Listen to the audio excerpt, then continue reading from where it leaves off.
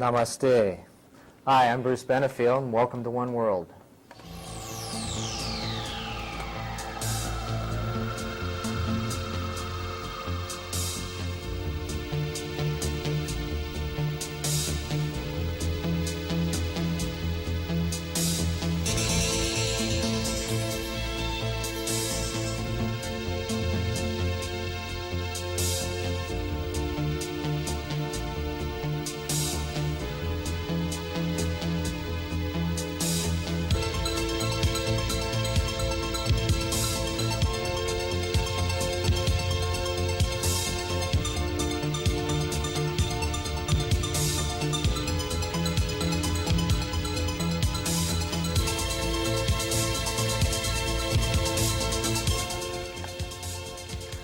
And welcome to this edition of One World.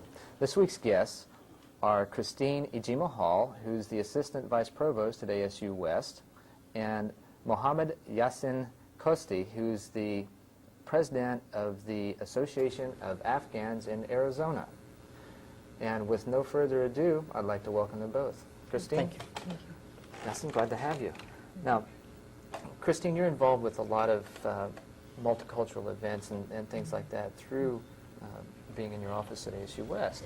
What prompted you to get involved with that scale of event and that type of a scheme of things in your own life? I think that being an ethnic woman, I have seen a lot of things and a lot of multiculturalism in my life, and it was amazing to me that people did not see things from the same perspective that I had, that people are a lot of times living in a mono-type world and don't diverge or seek other opinions, other cultures, and other issues. And so you got to get a pry bar sometimes. Exactly, to exactly. And I think one of the major issues of education is to make sure that people do see things from different perspectives. As faculty members, we're told to present different perspectives, and so therefore we're trying to get the students to understand and look at the world in a multicultural perspective. How do you feel about it from the inside? What prompted you in those respects? Well, I'm mixed. I'm half black and half Japanese, and so I've always looked at the world differently than I think a lot of other people have, that living in 2 or 3 or 4 different worlds and being, again, a black Japanese female has been a very important part of my life, and growing up in Hispanic neighborhoods most of my life. So I've always felt very multicultural and very gifted, but I think throughout my childhood people kept telling me that I was deficient or there was something wrong with me, and I kept saying this doesn't make sense. I see myself as being very gifted with so many different cultures. People were trying to put you in little boxes saying, well, are you black, are you Japanese, are you this, or you're that, and they're going, no, I'm all of these things, and they're saying you couldn't be. It seems like it would be a tremendous opportunity to experience each one of the cultures that you're involved with. Right.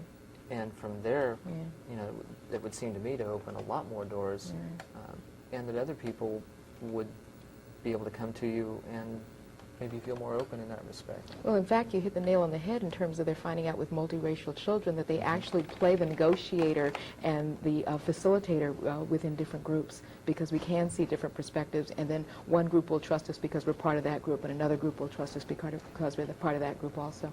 Right. It's a very interesting role that we've taken on lately. No doubt, no doubt.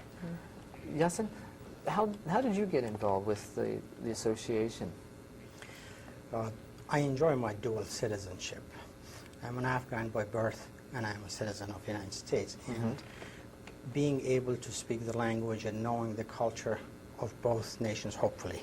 I'm not an expert, but I do know a fair amount of it. Sure. And seeing the refugees coming out of Afghanistan to the United States and having some problems in terms of adjusting to the society, finding jobs, going and doing things around, and in short, enjoying their lives was short of anything. And I thought that if I could put some of my time into that, perhaps I could make some change. Admirable. You know, it always helps to, when you've gone through something yourself, to be able to put your hand back and say, hey, come on, you know, see if we can do this together. You're right. That's what we're hoping to see, that if we could put most of the Afghans who are on the receiving end of the welfare, to see if they could become on the giving end of it. Good. I think that's something we could all take in. Christine, how did you get to be where you're at as being the assistant provost? Okay. That had to have been a tremendous process in and of itself. Yeah, it was and it wasn't. It was one of those things. I was actually a quite happy child, and I knew that I would be going to school, and I didn't think of anything else but going to school. So going as far as I could, I got a PhD in psychology and loved it. But I found out that I had an ability to do administration, and I love to teach and do administration and do practice, but I really enjoy doing administration. And I just kept moving up in the world of university administration, and I was telling Yasim earlier that I saw a ad in the Chronicle of Higher Education that said, come to Phoenix, open a brand new campus, and the possibility of ever opening a brand new campus doesn't come along very often, so I jumped on that. I jumped on that opportunity. Well, congratulations. Now, what kinds of fears did you have to deal with in going through that? I think it was not only just being a woman and being a minority. Someone told me it's because I'm short that people also don't look at you. People don't think that you're that powerful or that strong when you're sitting, quite short. I'm 5 foot, and so my motto in life is to speak softly but carry a big mouth, is what I say. Well, good things come in small packages. Exactly. So actually, that was the hardest part. In being a woman, being a minority, and being short, and being young. I used to be young. Was a major, Still looking. Yeah, thank you. Was a major issue in administration, especially in education. It's still a very old boy network, and it was very difficult to break those stereotypes of someone else moving in. I think the important part is that women and ethnic minorities and other people bring in a diversity that education had been preaching to the students, as I said earlier, but was not looking at through the administration and some changes that need to be made in education. Do you find that in a lot of places where there's an administrative level, that their message is heard by the people, but they don't listen to them themselves? You got it, exactly. And I think that occurs in a lot of administration, and I think that's why you see a lot of disgruntled workers in any workforce, is that they're saying, well, you're telling us we have to do it, but you haven't done it yourself. Right. Yeah. Stop talking, do. Exactly. Exactly.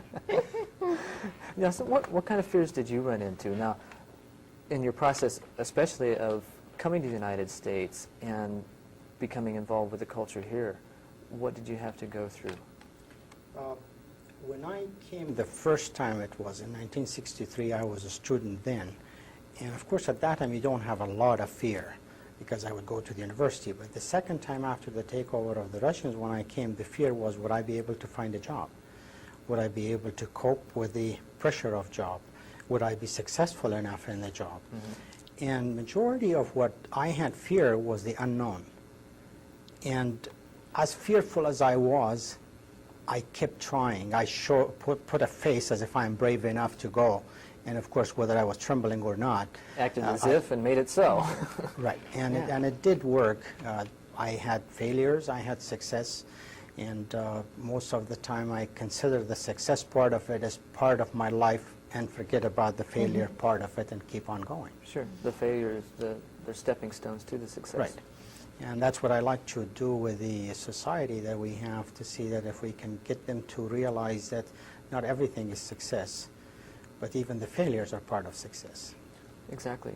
There's a bit of truth or a glean of wisdom within each failure that gives you the ability to say, okay, I see what I did or didn't do, and I need to adjust that and change it in the next encounter. And generally that provides even more ground to learn from and grow from and work through even more of the fears. You're right. Was there anything that you found in particular in coming to the American culture that was offensive?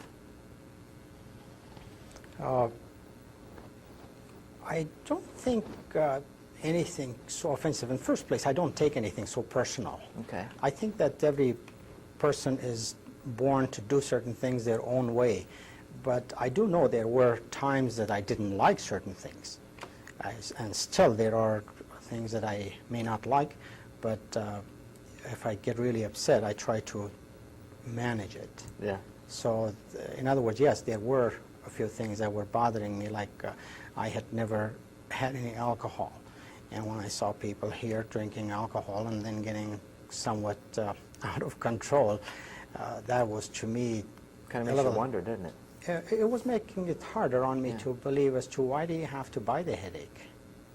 if you want to enjoy it, there are other ways that you could enjoy. So that was one of the things. Sure.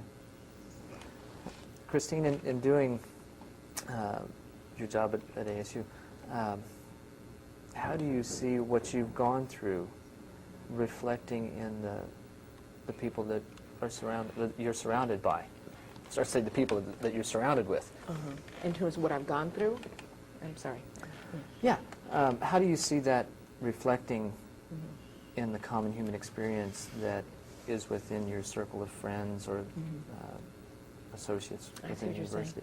I like to surround myself, and I see myself and my friends and social backgrounds, people who are very open-minded and who are diverse in their thoughts. It's funny because I want to say that I'm open and I'm diverse, but then I get angry with people with closed minds, and that's not diverse in some respects. But I like to see a lot of differences. If you ever come to one of my parties, you're welcome to come anytime you like. Love to. Okay. Let me know. Okay. You'll see such a, I won't tell you where I live. Okay. No, but there's such a diversity of people there in terms of age and gender and color and sexual orientations and professions and abilities and whatever. I love that. I love that part of me. And I think coming from a mixed race family to begin with, that we were told not to look at colors. We were told to look at the inside of people. And it's very interesting because the friends I have at school and work and wherever get along with my friends other places. And a lot of times you see those people not getting along, that you are different in different parts of your life. And it's a compliment I felt. Someone said to me once that they said, every time you have a party, I get along with everyone. So that means I'm the same in all my lives, which made me feel good. Excellent. You know, I find, too, for myself that I seek out the differences, you know, in the outer world, because I know that behind that outer shell, there's a whole nother experience that I haven't had the blessing of having a part of yet. Yeah, right. And so I seek that out, you know. What can I learn? How can we share? You know, I want to know about you. You know, hi, how are you? What can we do together to, you know, to be creative? And the fascinating thing about it is that words are similar, foods are similar, music is similar, a lot of different things. And you find out, you go, my gosh, my culture does that. And someone says, well, my culture does that. And it's marvelous to see that. There's bits and pieces throughout them all that are similar in experience. They may have a different expression. Exactly. But the similarity is there. Yasin, how about you? How do you see what you're doing now? I know when we met the other day, you were having a meeting of the association where there was some engineers and a PhD and a business owner that were coming together to help integrate the Afghanis and the Afghans. I'm not sure which. Sometimes The Afghans is okay. another way of saying it. Okay. I get most of my lessons from three people in my life. That's my wife and my two kids. And with the combination of the three that we look at, sometimes I find out as if I am in a multicultural society in one roof. And when we put all of that, I also remember one of the advices that my mother had always given me. When I was a kid, I used to shout and scream, and she asked me that, how many ears do you have and how many tongues do you have? If God would have wanted you to talk twice, would have given you two tongues. When I sit with these groups of people, I try to listen. Not that I'm perfect, but I do listen to the facts, and I think you observed part of what I was doing in that meeting. And then see if I could use their own wording to improve the situation of what we have and find a solution, if at all there is any solution. And so at least change the method of what they are unhappy with to something that they could look somewhat happier and put a smile on their face. Right, and especially when you listen well enough to hear how they're speaking, not necessarily what is necessary also. The key is the language that is being used and how you can communicate back with them so that they can know that, yeah, you're hearing them. That's correct. And saying, okay, yeah, I hear what you're saying. I understand, and let's try this way. Or how do you see things evolving from your perspective? What do you need, and how can I help you find that? Correct. Because most solutions actually come out of their own questions, if one would really look at it. Yeah, when you find the right question, the solution's within it, generally. Exactly. It's just finding that question. It's so doggone hard sometimes. Well, you know, and that's the importance of diversity, too, and people don't understand that when you have diversity in a room, like you said with three people, the other three people, is that you hear things that you wouldn't have heard, you think things that you wouldn't have heard, and you have questions that you wouldn't have thought of. And if you have more diversity in a room, you're much more creative. Oh, you bet. You bet. And sitting here, the three of us, this is the first time that we've all three sat down and talked and look at what we're talking about. I mean, it's by design. However, you know, we're getting along and we're seeing similarities in how we're addressing things. What kind of barriers do you see to a larger multicultural community, locally and globally? I think it's fear of losing yourself or losing power that scares me when people do not want to look at things globally. And for me, most of the discrimination and the isms in the world, or in the United States specifically, that I know about is fear of economic issues, fear of power issues, fear of someone marrying your daughter that shouldn't be marrying, you think shouldn't marry your daughter. I think fear, a lot of ignorance, and economics is a major issue, and it saddens me because I still believe there's enough out there for everybody. There's enough power, there's enough money, there's enough giving of a lot of issues that people should not have to be afraid of this. And what we're trying to tell people, I think, when we're dealing with the diversity issues is, again, that there's power in the diversity, and that if you open up to that, you'll get more back. And I love in the Native American language, there's supposedly no word for spend, because anything you spend or give out will come back to you in multifold. And I feel that way about life. So I wish people... spend is never Exactly, regained. Exactly. Yeah. You know, so if people would stop doing this, that maybe that we could have something open up a little bit more. You mentioned constantly the diversity. Yeah. I mean, how can we see the unity in that diversity? Yes, yes. Because it's there. That's what makes creation such a wonderful place to be.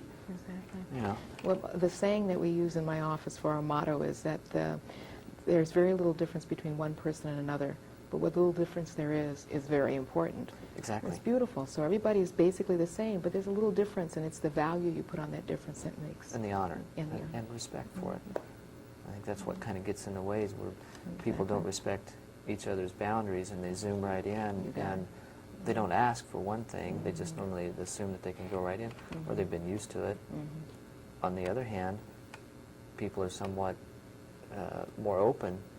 They don't put up things soon enough. You know, they don't emote.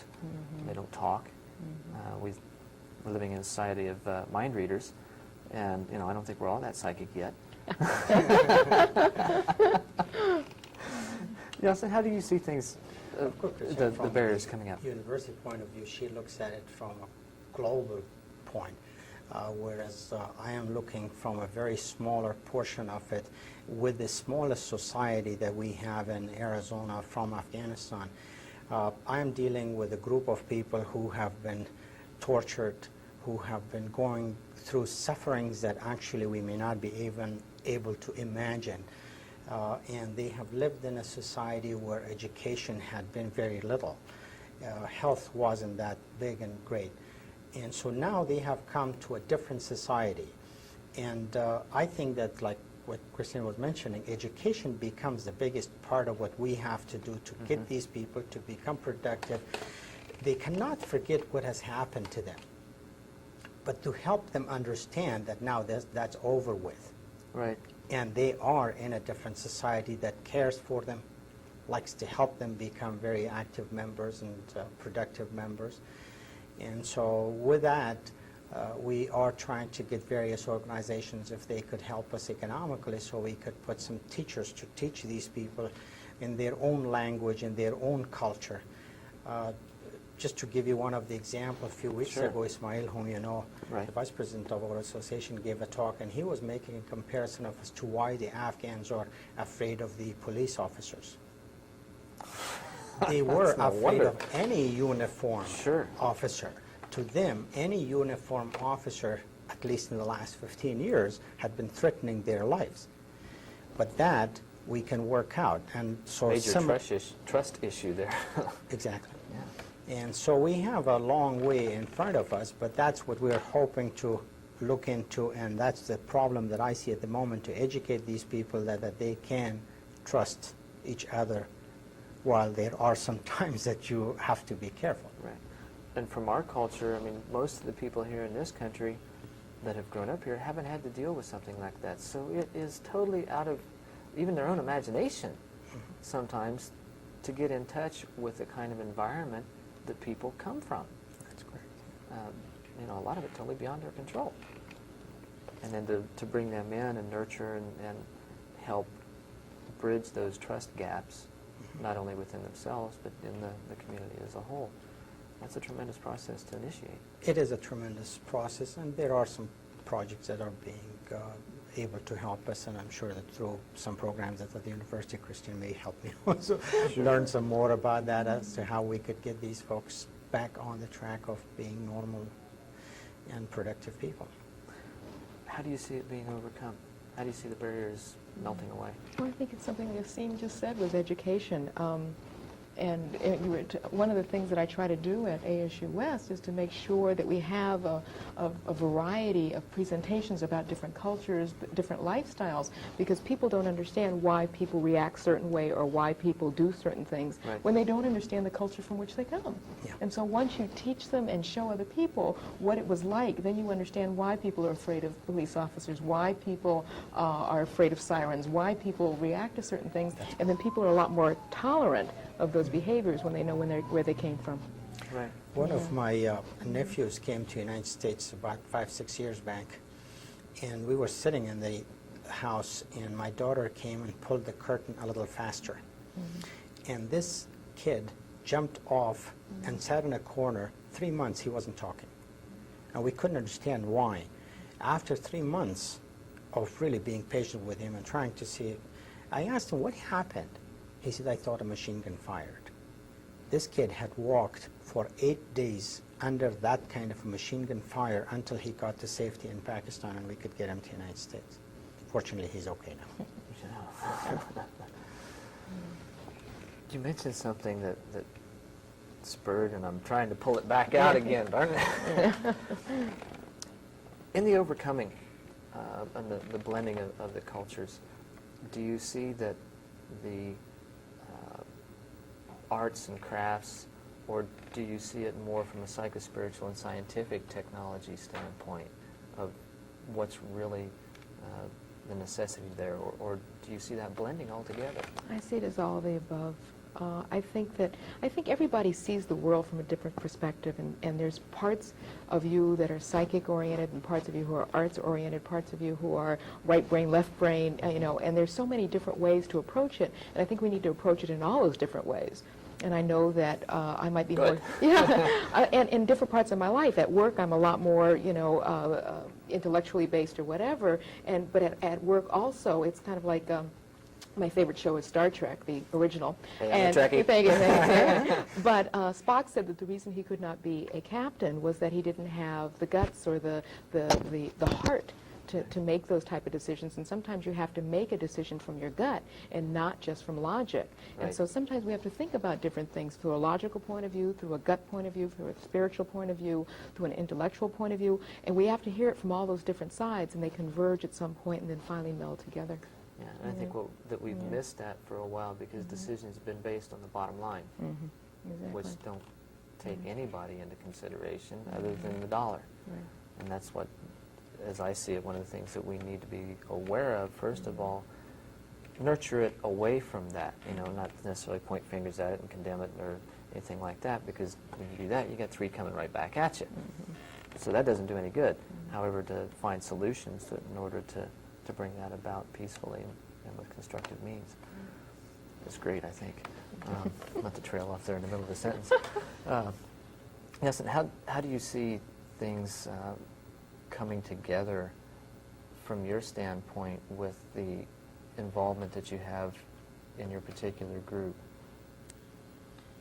The group that we have in Arizona, in a very funny way, if you may put it that way, is split into 2 different areas. The Tucson area mostly are people who are dealing with the university and they have masters, PhDs, or at least working for some of the degrees. And when the group that you have in the Phoenix it's half and half. The first half is well-educated, the other half are people who have had high school or lesser degrees or totally illiterate, and elderly folks. With the people who are very well educated, like Christine was saying, all of the above may work. But when you look at the group of people who have not received much of education, again, I'd like to qualify that I'm not an expert, but I'd like to say that spiritual ways makes a lot of big difference compared to any other way. Because if they could see that they believe in whatever they do, and then they go on into doing some other things, with that power, they get it done. Right. That's how I feel. Spot on to me. Well, it's interesting because, you know, the spiritual and the gut and the psychic part, I think they try to push that down a lot in education, and that bothers me. I'm a psychologist also. Right. And one of the things that they don't really teach you to do is use your gut and use that spiritual side of you when you're talking to people. You go by the book and, you know, you go down the line and do a diagnosis. A lot of times it comes from within. So in relation to that, what best advice can you give to our viewers to be able to integrate that? To listen to what's going on inside. And what I used to do with people that I was helping to train, I said, what do you think the problem is? And they would go through it on a piece of paper. I said, no, what does it tell you inside here? And it was something totally different. So just listen. That's all you have to do is just listen. Similar to what he said earlier, it's just to listen. I used to tell my daughter, you know, just listen to your belly. I'll tell you what's going on. Exactly. Yeah. Justin, how about you? What's the best advice that you can give on a daily basis for our viewers? I would think that just look ahead, be positive, and do whatever comes to your head as the best possible way of doing it. That's the best way I look at it. Perfect. We're out of time. Thank you both. I've really enjoyed it, and I'm sure that the audience has. And much success to you both. Thank you very much. Thank you. And thank you all for watching. I opened the show with Namaste. It comes from the Brahmi language, which is actually one of the oldest languages of our planet Earth, and it simply means, I worship that which is within you. Think of what we could do walking down the street, thinking about that with everyone we meet. What kind of changes would that precipitate? Think about it. Anyway, thanks for watching.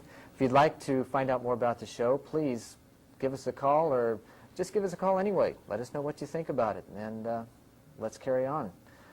Our phone number is 602-264-0986. So pick up the phone and dial it. Or, if you haven't got the energy or would like to postpone that, drop us a line, care of One World, P.O. Box 32035, Phoenix, Arizona, 85064. Again, I'm Bruce Benefiel, also known as Zendor. Namaste.